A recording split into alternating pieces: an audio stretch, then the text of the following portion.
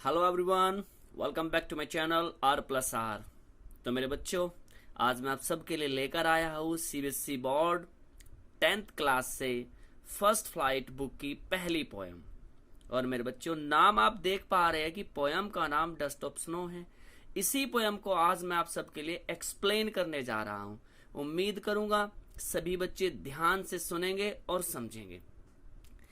तो थोड़ी सी जानकारी मैं वीडियो को स्टार्ट करने से पहले ही बच्चों सबको देना चाहता हूँ कि पोएट जो यहाँ इस पोयम में हमें समझाना चाहता है, तो उसका हल्का सा मैसेज, एक हल्का सा मोरल मैं आपको स्टार्टिंग में ही दे दूं बच्चों। पोएट इस पोयम के माध्यम से हमें समझाना चाहता है कि कभी कभी लाइफ में कोई ऐसा मोमेंट आ जाता है, कोई ऐसी घटना घटित हो जाती है कि हमारा मूड चेंज हो जाता है।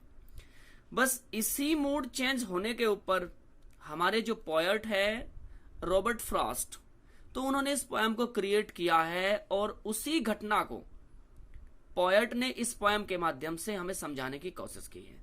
तो चलिए बच्चों, पहली लाइन से स्टार्ट करते हैं। वर्ड टू वर्ड पोएम का मीनिंग समझते हैं।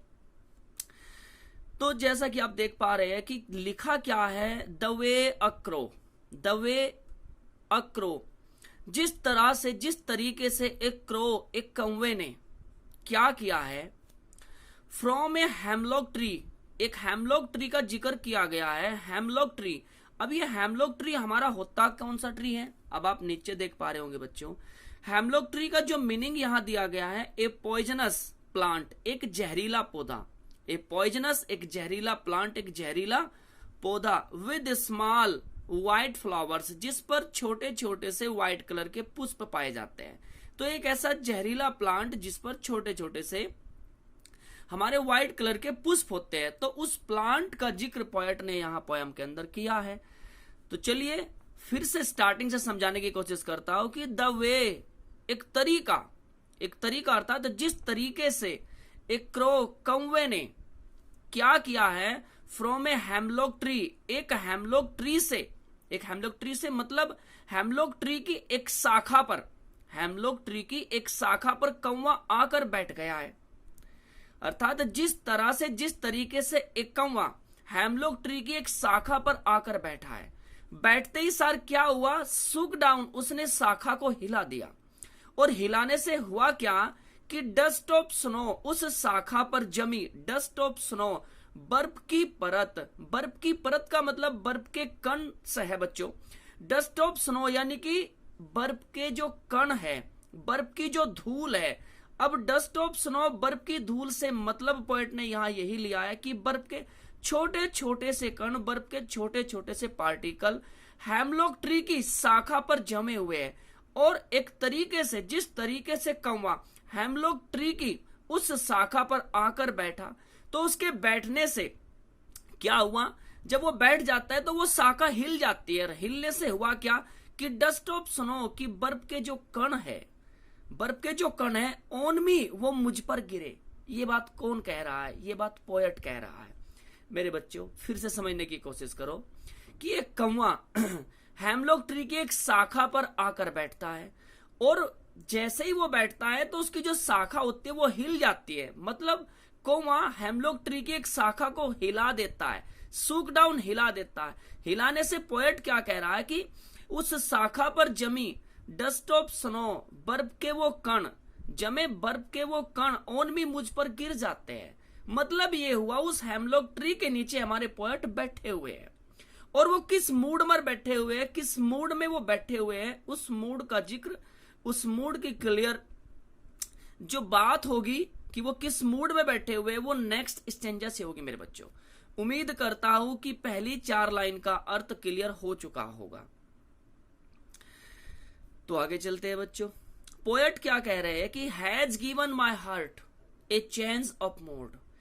कहने का अर्थ, हेमलॉक ट्री के नीचे हमारे पोएट बैठे हुए हैं, और जैसे ही कौवा आकर हेमलॉक ट्री की शाखा पर बैठता है, तो कौवा उसकी शाखा को हिला देता है।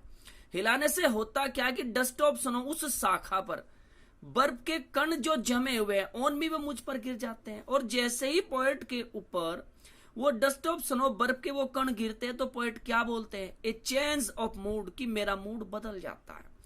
हैज गिवन माई हार्ट, कि मेरे हार्ट को क्या लगता है, मेरे हार्ट को क्या मिला कि ऐसा लगा ए चेंज ऑफ मूड, कि मेरा मूड बदल गया है। तो यही वो इवेंट थी, यही वो घटना थी जो पोएट की लाइफ में हुई। अब यहां इन बातों से क्लियर है कि पोएट जो था वो पेड़ के नीचे बैठा हुआ था।